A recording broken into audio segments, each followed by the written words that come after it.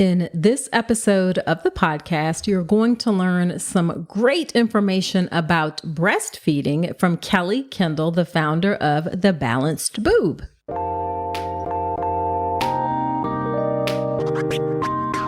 Welcome to the All About Pregnancy and Birth podcast. I'm Dr. Nicole Calloway Rankins, a Board Certified OBGYN who's been in practice for nearly 15 years. I've had the privilege of helping over 1,000 babies into this world, and I'm here to help you be calm, confident, and empowered to have a beautiful pregnancy and birth. Quick note, this podcast is for educational purposes only and is not a substitute for medical advice. Check out the full disclaimer at drnicolerankins.com/disclaimer. Now let's get to it. Hey, quick note before the episode. If you've been listening and thinking, okay, but how do I actually get ready for birth? I've got something coming for you. It's the Birth with Power Pathway, and it's my new updated online birth course launching this May. I'll walk you through a step-by-step plan to get you calm, confident, and empowered. Get on my email list at drnicolerankins.com/email so you don't miss it.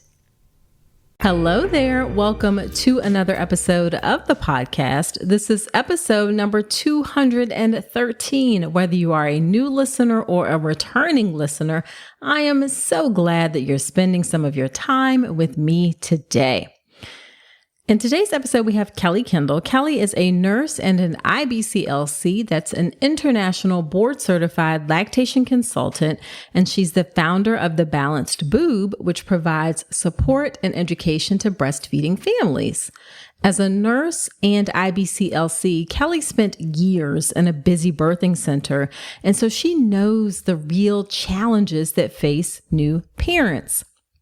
She specializes in prenatal breastfeeding education that helps empower parents to know how their body works and what their baby needs so they can make decisions that work best for them.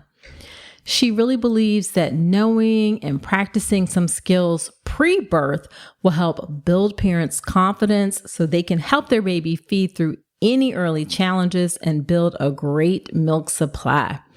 We have a great conversation where you're going to learn about the ideal time to start learning about breastfeeding. Hint, it's going to be while you're still pregnant. What are the most important things to do to prepare for breastfeeding? What are common challenges that you may encounter and how to address those challenges like sore nipples? We'll talk about the benefits of hand expression. I learned something new here about this myself. And then we'll go through some misconceptions about breastfeeding and much, much more.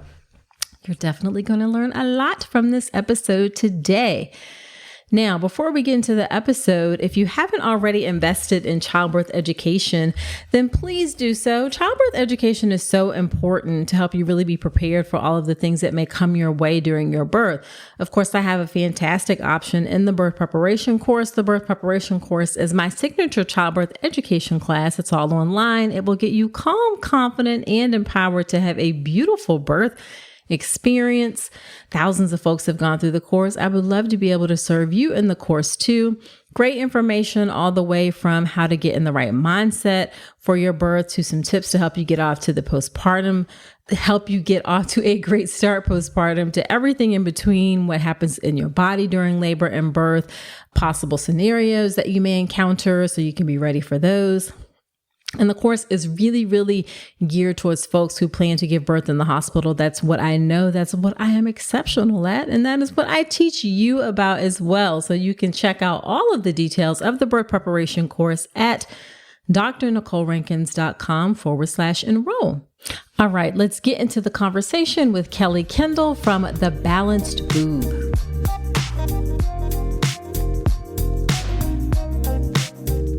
Thank you so much, Kelly, for agreeing to come onto the podcast. Breastfeeding is always a hot topic, so I know this is going to be a popular episode. Thank you so much for having me. I'm thrilled to be here and chat about my favorite subject, which is the very hot topic of breastfeeding. All right, awesome. I love it. So why don't you start off a bit by telling us a bit about yourself and your work and your family, if you'd like.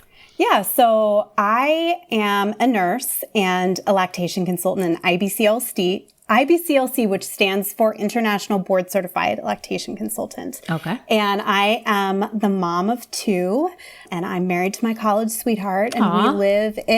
we live in Maryland. My kids are almost 12 and almost 9. Okay. So I'm through the busy days of infancy and toddlerhood and breastfeeding, but Yes. my own struggles with breastfeeding are really what got me into this field, because I, like so many moms, really kind of went into my breastfeeding experience pretty blind, with a lot of blind hope. And, that's really what my work is about now, is preparing people for what you really need to have an empowering breastfeeding experience. Sure. Awesome. And I always call breastfeeding a labor of love, because you do it because you love your children, but sometimes it can be challenging. So we're going to get into some help for folks today. And I'm also too past that like toddler breastfeeding stage. Thank God, my children are 13 and 15. So now we deal with other I know, struggles. that's what I tell people. I'm like, it doesn't get easier. It just gets different. It gets different. All right. So you mentioned that you are, and I'm looking at my notes to get it right, IBCLC. So what does that mean to be an international board certified lactation consultant? Did I get that right? Yes. And Okay. yes, you did get it right. And it is a mouthful. So an IBCLC is really the highest level of credentialing in the lactation field. So Okay. really anyone can call them like a breastfeeding specialist or a lactation counselor. Like, these words aren't as clear, Regulated or as anything. regulated as IBCLC is. So IBCLC, you need college level credits, and Okay. you need over 500 clinical hours of hands-on breastfeeding assistance. Oh, I did not know it was that much. It's a lot. Okay. There are different pathways. Some people will enter like I did, where I was in a hospital as a mom baby nurse and got my hours that way. Some people will do it via La Leche League hours. Some people will have a mentor. So there's different ways of doing it. But when someone is an IBCLC, you know that they have a certain baseline level of education and a certain amount of hands-on clinical hours Gotcha. supporting breastfeeding families. Gotcha. And it's not that, everybody has different levels of expertise or experience or whatever. And it's not that I'm poo-pooing people who don't necessarily do certification, but there's something to like going that extra step and getting that certification and getting that education. You know that you are getting information from someone who like put some thought and some effort and is very serious about the work. Yes, absolutely. Yeah. And do you still practice as a nurse? So I left working as a nurse. So I was a nurse for about 10, 11 years at the bedside, really busy postpartum hospital as a mom baby nurse. And then I transitioned to being an IBCLC at the bedside. Okay. And then during COVID, I transitioned to opening my private practice. And then that sort of segued into what I do now, which I do some one-on-one with clients, but I'm mostly just focused on educating on Instagram and in my breastfeeding course, Boob School. So okay, awesome. One of those accidental gifts of COVID, where with all the virtual support that happened, it allowed me to transition to doing this. Gotcha. Okay. So let's hop into learning about breastfeeding. So when is the ideal time that you recommend clients start thinking about or getting prepared for breastfeeding? So I saw somebody posted this a couple days ago, and I'm like, that is a great way to talk about it. A little bit at a time over the whole course of your pregnancy. You know, we don't want to wait till we're 36 weeks and then try to shove hours of education into our brain. We really want to be learning about it the entire time and hitting on the important points, and then being able to kind of brush up on them maybe closer to birth.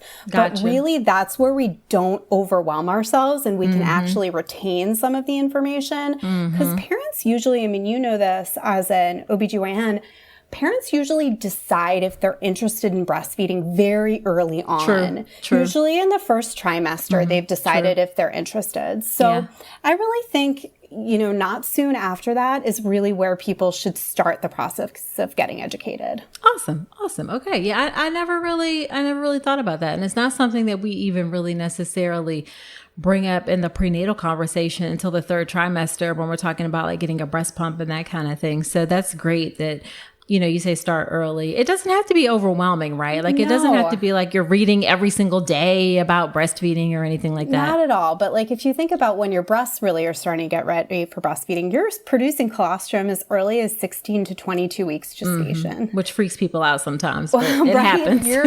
Your body is preparing pretty early. And so what it's all about is starting to kind of dip your toe in, finding sources that you can trust and kind of their approach resonates with you. And then I believe just sort of like pacing that education out over the course of your pregnancy. So you're not having to like get to 38 weeks and realize that you don't know anything and then you're trying to kind of shove it in overwhelmed. We really want to pace it out over the whole course. Sure, absolutely. Okay. So then what are the 2 or 3 most important things that you think folks need to do in order to prepare and be best set up for breastfeeding? So, 2 things that I like people to kind of always keep in mind is we don't want to learn to build the plane as we're trying to fly the plane, right? It's very difficult for you to retain new information after you've given birth. I can't tell you how many times I would be in a postpartum room. I'm sure this has probably happened to you, and you're there to educate a mom, and the poor thing cannot keep her eyes open because she's been up for 24 hours with the hard work of labor. And so you're not really primed to learn a ton during that time. So it's really about setting yourself up, also that you're not reliant on all the education you need to happen in the hospital because it is I know this, it is a busy place. It is fast turnarounds. You're going in and rounding on these patients. I'm going in, the pediatricians are, we're doing lots of things to mom and baby. And so it's really not in your best interest to rely solely on like the idea that they're going to teach you everything you need to know in the hospital. Same with birth. Like you're going to have a better experience if you go into this with really some foundational knowledge. So really those 2 things is, I want moms to understand how their bodies work. So how milk production works. So they're not necessarily relying on someone to come around and teach them the basics. They really understand what they need to do to help bring their milk in and support their baby. Gotcha. Let's talk about something most pregnant women aren't getting enough of, omega-3 DHA. The recommendation is over 200 milligrams a day, but less than 5% of pregnant women in the U.S. meet that. That's one of the reasons I love Ritual's Essential Prenatal. It has 350 milligrams of vegan DHA, plus other key nutrients like methylated folate and choline to support baby's neural tube development. As an OBGYN, I appreciate that Ritual goes beyond the basics. The formula is science-backed, third-party tested for heavy metals and microbes, and every ingredient is traceable. And the delayed release design, it's gentle on the stomach, something that really matters, especially if there's trouble with nausea during pregnancy. You deserve to know exactly what you're putting into your body, especially when it comes to prenatal multivitamins. And with Ritual's dedication to traceable science and sourcing, you always will. See for yourself with 25% off your first month at ritual.com/Dr. Nicole. Start Ritual or add Essential Prenatal to your subscription today. That's ritual.com/Dr. Nicole for 25% off your first month. So along sort of similar lines, what are the most common challenges that you see when people get started with breastfeeding? Like 2 or 3 things that you see come up time and time again. And what are things to help with those challenges? Yeah. So I think the first thing I would say is just a lot of parents kind of have this idea that their baby is going to be born, going to be put on their chest, and they're going to scoot their bodies over and latch on. And that does happen sometimes, and it's wonderful when it does. But there are some babies that are just not stellar breastfeeders for a variety of reasons. Maybe a long, difficult labor. It, could have been, any sort of resuscitation measures. And what a lot of parents don't know is what to do if baby isn't latching in those first hours. And it's incredibly stressful. So I teach a lot on hand expression and practicing hand expression in the last days of pregnancy, days and weeks of pregnancy. Okay. So the way this works, so if you have a low risk mom, right, a mom who's cleared for a vaginal delivery, Sure.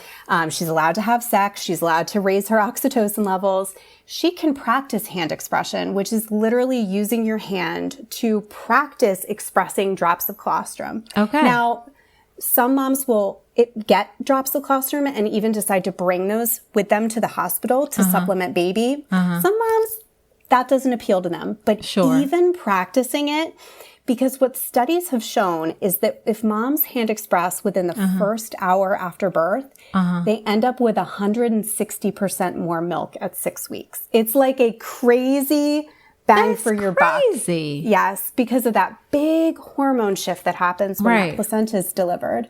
And so the early expression of drops of colostrum immediately after birth in the next hours and days while you're learning to latch your baby is one of the most protective things you can do to help build a great milk supply. I did not know that. Okay. I know. And so many, it isn't quite like it's becoming more popular, but it's not necessarily mainstream yet. Sure. And a lot of moms think, will see things on Instagram and maybe be like, I am not bringing colostrum with me to the hospital. Yeah, no, thank that's you. like, right. Which is totally fine. But again, like we talked about earlier, you don't want to wait for me to come to teach you something when you're exhausted and overwhelmed. And you may not even have a lactation consultant there in the nights or the evenings or the weekends. Sure. So I want to empower you to know just what to do if your baby isn't latching immediately.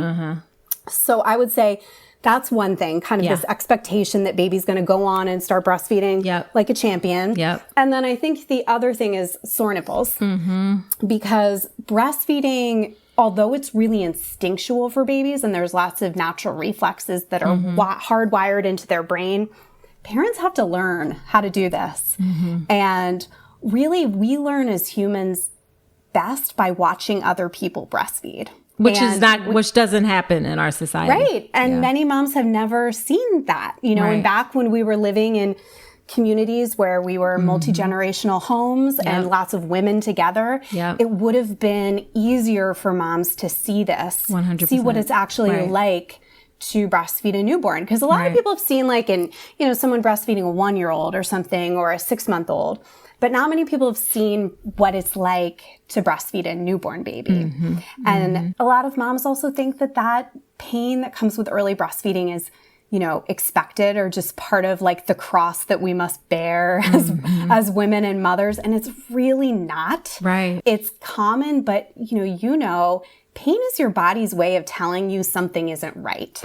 So, if your nipples are painful, cracked, bleeding, traumatized, usually the most common reason for that early on is a shallow latch. Okay. So understanding what you can do to help your baby to open really wide and get latched deeply to the breast so you're not having to deal with any of that is a really helpful thing to go into your birth knowing. Okay.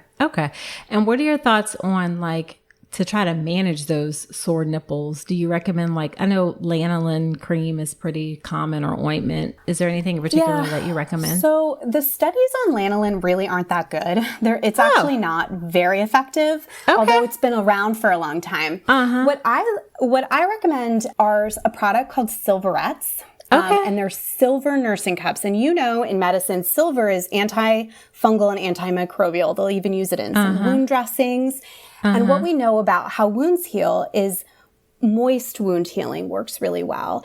And Silverettes just cover your nipple and you actually express some drops of your own breast milk. And we know breast milk is incredibly healing. It's full of antibodies. It's this magic substance. So if we just kind of create this environment for healing where your own breast milk can do the work, that is what I generally find to be most effective. And then you're not having to add any ointment or prescription cream. I really find it to be super effective. And with the moms that I work with in boob school, I just kind of across the board recommend people get these, bring them with you to the hospital, and it can really help prevent and treat that early onset nipple pain. I have never heard of that. So you learn something new every day. Can you still breastfeed with them on? You just wear them in between nursing sessions. Interesting. Now I got to go Google it. In your bra in place of a nursing pad. Sure. Yeah, they're a pretty awesome product. Okay. I've seen them work really, really well. And again, then you're not having to put anything on your nipples that's going in the baby's mouth or whatever. It's not sticky. It's literally just your own breast milk. Gotcha. But the lanolin is not harmful, is it, that you're aware of? It's not harmful. It is derived from wool. So some moms can be irritated to that, especially if you have a wool sensitivity. Sure. But really the studies have just shown that it's not any more effective than something like your own breast milk or coconut oil or something like that. Got it. Okay. So let's talk about any other misconceptions, like things people people say about breastfeeding that you're like, I really wish we could like put those misconceptions and lies to rest. Are there 2 or 3 or anything that you're just like, this is not true about breastfeeding? Well, we already said it's not easy. We already said you can't depend on them teaching you in the hospital. I would say one thing that I hear a lot is that, you have to, if you're dealing with clogs or pain in your breast, that you're really supposed to dig in to like get the clog out. Right. And what we know now about how clogs and mastitis works in breast tissue in general is really that it's light touch that helps move that fluid up and into the lymph system. So we should never be touching our breasts harder than how we would like put lotion on our baby's face. So really, again, that light touch up towards the armpit to these lymph nodes in the axilla is really what helps reduce engorgement and can help with clogs and mastitis as well. Nice. I had never heard that before. And then what about like misconceptions about like, you have to feed the baby on a specific schedule or this, that, and the other. What about that? We really want, especially in the early days, to be feeding baby on demand. So whenever baby wants to eat, and newborns are designed to feed a lot. They do something called cluster feeding, usually in the evenings. And that's those times where you just park your butt on the couch in front of some show you're going to binge watch and it feels like you're breastfeeding for hours. And babies really are, that's how they're designed, to have some feedings closer together and then have a longer stretch.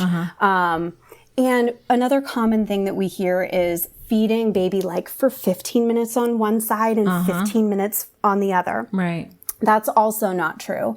We want to let baby finish one breast. So let them fully finish that breast, burp, and we're going to offer the other. So first breast is dinner. Then we burp and we offer dessert, which they may or may not take. Some babies just only ever want one side. And for some babies, it can change over the course of the day if they want one or both sides. But we definitely don't want to be looking at our clocks. We want to be looking at baby's behavior at the breast. Got it. Okay. So lots of people are going to breastfeed at the breast, and some people are also going to pump. So what are your thoughts about when to introduce pumping and then some suggestions to make sure pumping goes well? Yeah, so definitely I'm someone who believes pumping is breastfeeding. Exclusive pumping is a way, anytime your baby's getting your milk, usually if things are going well, like if you're not needing to supplement or anything like that, you're not wanting or needing to do bottles early on, you can wait, until a month and just really, I'm always telling the moms I work with, like, team less work in the early postpartum days. So if we can take one thing off your plate, wait a little bit longer till, you have your footing and then introduce the pump. One thing I will suggest is I talk to my moms about measuring their nipples for their phalange in pregnancy, at the end of pregnancy. Now, and it may change slightly just with fluids and some fluid shifts and some engorgement. But really the reason is we don't know how soon you're going to need to pump. Some moms can wait till those 4 weeks. Some moms, if your baby is jaundiced in the hospital, you may need to start day 2. And so if we know that, I measure, 37 weeks and I realize that my nipple diameter is 15 millimeters, I'm going to know that that 24 millimeter flange that they're going to hand me in the hospital is not going to work for me. And many hospitals only have one size phalange or maybe two sizes of phalanges to offer you. So you can actually get phalange inserts that you can just order on Amazon. They're less than $20, throw them in your hospital bag. So then you know you have a correct size to bring with you to the hospital if you were needing to pump early on postpartum. Okay. I have never heard of anybody measuring their, it's more like a trial and error, just stick it on there and see what happens, for lack of a better way to put it. Yeah. So we want, it really can impact how comfortable the pumping session is for the mom and how effectively they're removing milk. And moms can actually really damage their nipples if they're using a phalange that's very poorly fit. Okay. And this is something that I will tell you, this is something that's really changed in the last couple of years. Like it used to be when I was at the hospital, to be like, all right, here's 24, it looks okay. And now we're realizing like, oh, actually the size that we're giving moms really does impact their pumping experience and how their nipples are feeling. And so it's important to have the right size. Okay. That makes a lot of sense. Are there any particular pumps that you recommend? I mean, pumps are like a whole new level now from back when I was pumping. Yes, it was like the Medela and that was like the gold standard, but now there's tons more. There's the hands-free ones that you can do while you're doing other things. So the hands-free ones like the Willow or the LV are more what we call secondary pumps. Okay. So they are great in a pinch. You can use them some of the time, but for most moms, those aren't going to be strong enough to be what you would use as your full-time pump, especially if you are primarily pumping. Okay. So a really good, solid at-home pump that's very popular is the Spectra. That's kind of a good workhorse that a lot of moms can get through their insurance company. Pumpables is another pump that I love. That's something that's really small and you can be mobile with it, but it's still a strong and effective pump. Sure. And those are probably my two faves. But the pumping rabbit hole is large, and there are accounts on Instagram devoted just to exclusive pumping, and there are millions of pump reviews on there that you can dig through. Yeah, as a matter of fact, I have a guest who will be coming on, and all she does is help with pumping. Awesome. So stay tuned. Stay tuned for that. Okay, so if people are having trouble with breastfeeding, particularly, actually, let's talk about both sides, because actually people think that oversupply is not a problem, but it actually can be a problem for people and a very uncomfortable one. So what do you do when you have oversupply? And then what about like supplements, teas, cookies, things like that for undersupply? So with oversupply, that's definitely something that you want to be working one-to-one with a lactation consultant, because you really want someone that can be watching you closely, because it is a dance that we have to do we want to allow milk to stay in your breasts a little bit longer, because that's what tells your body to downregulate your milk supply. Okay. So it's milk sitting in your breast that tells your body, okay, we have more than we need. Okay. You have a protein that builds up called the feedback inhibitor of lactation. But we want to watch you really closely, because if we do that too much, we can raise your risk of mastitis or clogs. So you want to be working closely with a lactation consultant and possibly doing something called block feeding, where we have you only feed from one breast for a certain period of time. And then sometimes if I have a mom who has a huge oversupply, say she's expressing 70 ounces a day and we know her baby's only taking 25, sometimes those moms need some herbs or even something like pseudoephedrine to help down-regulate their milk supply enough. Okay. So it is really something that, if you know you have an oversupply, I would tell you, like, that's something where you want to be working hand in hand with someone who really can walk alongside of you. It's not something that you want to just be like trying this weekend on your own. Right. Because it can make things worse if it's not managed well. Got it. Okay. And then undersupply. So undersupply, two things.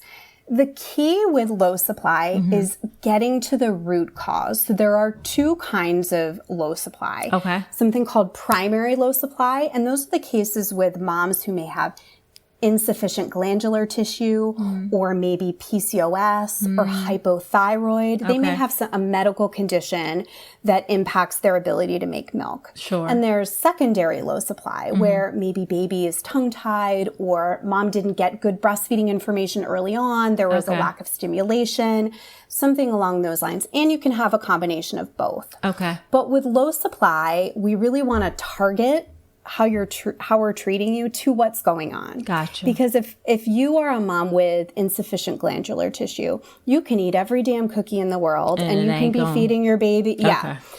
And so I am all about not having people on the hamster wheel of constant pumping and triple feeding and all of that. So working with an educated, compassionate IBCLC and your physician to maybe get blood work and dig a little bit deeper to see what really could be going on underneath of things is super important. Okay. Cookies and herbs, we know they did a study last year about cookies.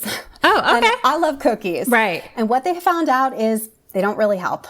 Okay. So if you think about galactagogues, which are herbs that have been shown to help with lactation, the least concentration of them are going to be in things like herbs, smoothies, and teas. Okay. You can take capsules or tinctures, and those are going to have a much higher concentration of whatever that herb is. Okay. But again, even that, the studies are a little bit, But with some of my moms who are maybe like right on the edge, we know that they are maybe going back to work and they just kind of want to bolster things a bit. Right. It can certainly help. And for some people, just doing something and kind of placebo effect, like you think it's going to help, that lowers your stress level a little bit. Right. And that might actually help bolster things. But the studies for herbs in and of themselves, and certainly for cookies and stuff, really isn't very strong. Okay. Okay. So probably there's no evidence that it helps, but it probably won't hurt, I guess. Yes. And the thing that's tricky about herbs is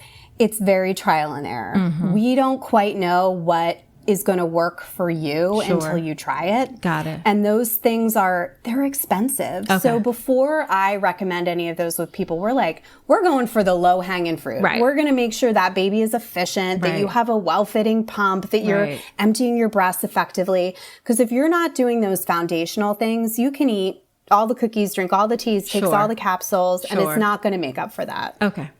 That makes sense. All right. So say someone is having trouble, or even they want to establish a connection with the lactation consultant even before, during pregnancy. That's actually one of the things I say is try and line up help before you need it, actually. And if you don't need it, great. But if you do, you have it there. So if someone is looking for a lactation consultant, what are things that they should look for? What are 2 or 3 questions to ask? I think asking someone's experience level, when you meet them, what their experience is and kind of their general philosophy. One thing that's helpful now, in the world of Instagram is you can there are many lactation consultants that have social media accounts and you can sort of feel someone's vibe out and kind of decide if they might be a good fit for you. And, looking for support groups. In my breastfeeding course, we also have a live support option. So you also get a Facebook group similar to yours. So people can come back and ask questions. Because, what really gets us is those new moms are those 2 a.m. Google spiral dumpster dives. And, if people have a place that they can trust to go and ask questions, it really helps. But yeah, you can also look at what your insurance company will cover in terms of lactation support. And I would advise you, reach out to those lactation consultants who your insurance cover, double check that that's up-to-date information. And sometimes you can book something ahead of time for a couple weeks after you deliver, just like, you have well visits with your pediatrician. It's always a good idea to, have a check-in, ask your questions. And, breastfeeding is one of these things that really changes a lot over the course of your breastfeeding experience. What would be a problem with a 4-week-old is totally normal with a 4-month-old. Gotcha. So, having a place that you can go to ask those questions over the whole breastfeeding journey is really helpful and lowers parent stress a lot. Gotcha. And I imagine you might have people who have different philosophies. You know, like maybe some people are like, we're going to breastfeed at all cost. And, you know, maybe that's not what you want. Maybe it is. Maybe you want someone who's a little more flexible, or like if you are just tired and things aren't going okay, that they can help you feel good about whatever choices you make to feed your child. Yeah. So you want to make sure you have that good fit. And I assume like if it's not a good fit, then find someone else. Yeah, absolutely. I mean, I think that's the beauty of being able to kind of find a provider, you know, who really aligns with your feeding goals. And I tend to be somebody who's I am more than anything else, for anyone I interact with, whether it's in a consult or in boob school or on Instagram, it's incredibly important to me that they know that I see them and that breastfeeding is complicated and there are two humans involved. And it is not just about how bad you want something. That is not how this works, because I have dealt with moms over the course of my career who've wanted this so badly and it didn't work out for them. Right. And I want them to be able to access so much self-compassion and self-love. Sure. Because that's really, at the end of the day, what your baby needs is a parent that is able to treat themselves with kindness and connect with their baby. Yes. And breastfeeding, again, is not an all or nothing thing. I am not a believer in that. Right. There are so many different ways to do this, and there should be, because we're humans and we need different things, and our babies may need different things. Absolutely. Too. Love it. Love it. Love it. Love it. So as we wrap up, what would you say is the most frustrating part of your work?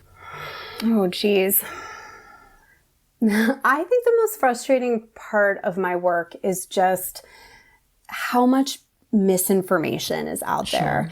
Sometimes it feels like it's like whack-a-mole. Right. Like the things that come up on Instagram and I see circulating on mommy blogs and these people that, you know, are on Instagram as experts, and their breastfeeding knowledge really is, I breastfed a child, which, not that they don't have anything of value to contribute, but it's not the same thing. And I think you probably can feel the same 100%, 100%. So that's definitely the most frustrating. Yes, yeah. Like it's not that you can't learn from other people who have done this, and you should, but that should not be like your only source of information. Experience matters in this arena, I think in particular, definitely for what I do for birth. Being a part of so many births brings a wealth of knowledge and experience that just is not replaceable. Yeah. And it's the same thing when you've sat with so many women, and I've seen this, I've seen that, I've seen this tweet, that experience just brings so much. So it's not discounting what other people are saying, but don't rely on that as your only source of information. That's my 2 cents and side note to that. Yeah. So on the flip side, what is the most rewarding part of your work? Oh my God. I'm just somebody who is amazed by moms and babies every day. And I think to watch a mom learn to trust herself is one of the most beautiful things to witness in the world. And when I work with a mom who maybe breastfeeding isn't going exactly how they thought, but they're still able to treat themselves with such fierce self-compassion, that just, it blows my mind, and I'm really proud of it. Yeah, I love that. So then what is your favorite piece of advice that you like to give to expectant moms or expectant families? I think build your community of support now. This is the time to access what is around you in your community, whether that's on Instagram or in your physical community. You know, find your pelvic floor therapist, find your lactation consultant, find your mom mental health therapist that's out there in your community. So really, you know, this is the time to gather those resources, so they're right there at your fingertips when you need them. All righty. And speaking of resources, where can people find you? Your website, your Instagram, your class, all of the details. Give it to us. Yeah. So you can find me on Instagram at The Balanced Boob, and my website is the same, thebalancedboob.com. And then you can join us in Boob School, which is my breastfeeding class for expectant parents and parents that are already in the thick of it.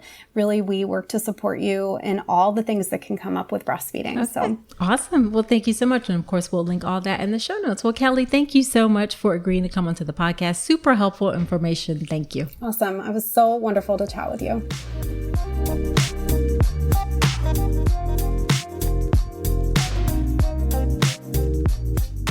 All right. Wasn't that a great conversation? I know I learned some new things about breastfeeding, and I hope that you learned some new information too. All right. Well, when I have a guest on the podcast, I do something called Dr. Nicole's Notes, where I talk about my top takeaways from the conversation. So here are my Dr. Nicole's Notes from my conversation with Kelly. Number 1, experience and training matters.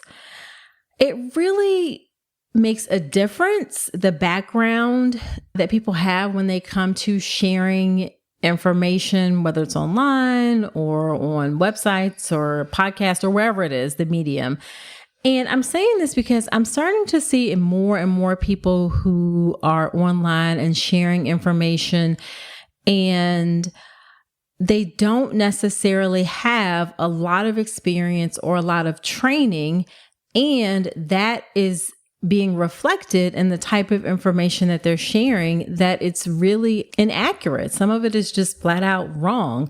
So I don't take any issue with anyone who, I guess I say all that to say, we all have to start somewhere, right? Like there was a time I didn't, sprout out of the womb with 20 years of experience. Of course, there was a time when I didn't have any experience, but you want to be sure that you're getting information from people who are taking what they're talking about seriously, really making sure they're coming from a place of being thoughtful in their approach about how they're learning information and the information that they're sharing. And that doesn't necessarily mean that you have to be formally trained.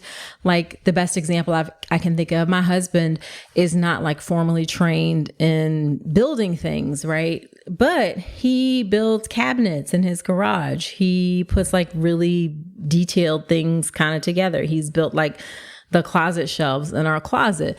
So he's not trained in that, but you best believe he studied, he prepared, he looked at videos, he read things, he practiced. So you just want to be sure that you're getting information, even if people don't have any sort of formal training, that they are giving you things from a place of really knowing what they're talking about, okay? And that they've put the effort into it and they're just not popping up online thinking they want to hop on some kind of train to share information. Sorry, I know I'm talking about this a little bit long, but this is just sort of a pet peeve of mine and a worry and a concern of mine, actually, that people aren't being discerning about understanding where they're getting information from, okay? And just because someone is saying something, just because it's online, just because it has like thousands of likes or whatever, doesn't mean that it's true. All right. Use your brain, vet the information, make sure you're getting information from a reliable source. Okay. All right. I'll get off of that soapbox. Okay. Number 2, definitely find your support ahead of time. I so love the quote, "We don't want to learn to build the plane as we're trying to fly the plane." That's what Kelly said during the episode. And that's kind of like what learning about breastfeeding is like when you're in the midst of it, right? You don't want to be learning about something while you're in the middle of it. You want to try and prepare yourself as best you can ahead of time. So you definitely want to take the classes, take the education, find your support, line up your lactation counselor ahead of time, okay? And this can honestly be for all kinds of support. Maybe you want to get a postpartum doula who can help you, that they may double as a board certified lactation consultant and help provide that postpartum doula support as well. You can get kind of 2 for 1. That's one of the things that I tell people to ask for in their registries is contributions towards a doula, whether that's a doula during labor or maybe a postpartum doula as well. Definitely just line up your support ahead of time so you're not in the thick of things and then trying to figure things out. It's so much better to have the resources and things lined up before you need it. And that brings me to the third point, is that education doesn't have to be overwhelming. Sometimes it feels like you got to learn all this stuff. You got to learn what to do with the baby. You got to learn about childbirth education. You got to learn about breastfeeding, but it really doesn't have to be overwhelming. And if you approach it in a way that is systematic, that